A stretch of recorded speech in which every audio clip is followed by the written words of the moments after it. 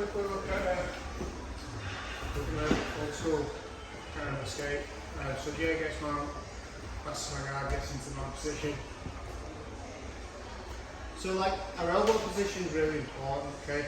The higher that Jason gets up, the harder it is to use my elbows for escapes. So even if I do this kind of breaking the posture stuff, sometimes I'm going to have to use an elbow escape to get out. Now if Jay just slides his legs up just a little bit, he's now killed my ability to use my elbows to push his knees down. Because I need to get my elbows on the inside of the thigh. This is where it's really going to help me clear a bit of distance between my chest and his knee. Okay?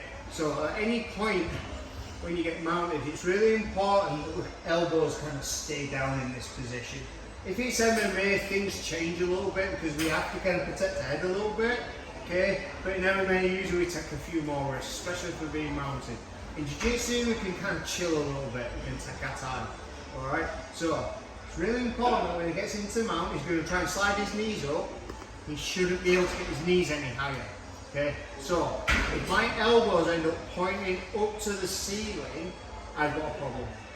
Okay? This is a real issue. Alright? So what we're going to do is we're going to slide up so my elbows are now pointing to the ceiling. So the tip of my elbow is now pointing up to there. I can't use that elbow escape anymore. So what we're going to do, okay, we're going to wiggle up. Alright, so I'll change the position in a second. I'm going to load my legs up, and instead of using my hips to drive in, I'm going to use my feet to kind of push me up this way. Okay. At the same time, I'm fighting to get my elbows to point over this way. Okay. So at the moment they're up, which is bad. I want them to go back where they're pointing down towards my toes. Okay. So from here, I'm just going to wiggle and then drive them elbows in, and then I'm going to start getting onto my side and really pushing on one knee. But you see, I'm not really extending my arm.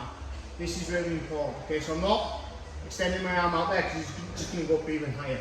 And also, it just means any time that my elbow's away from my chest, it's susceptible for submissions.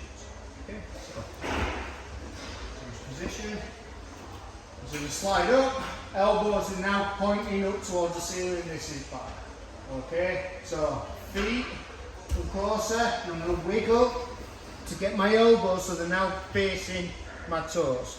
See, I'm getting on my hip and then just pushing that knee to down, start creating a gap.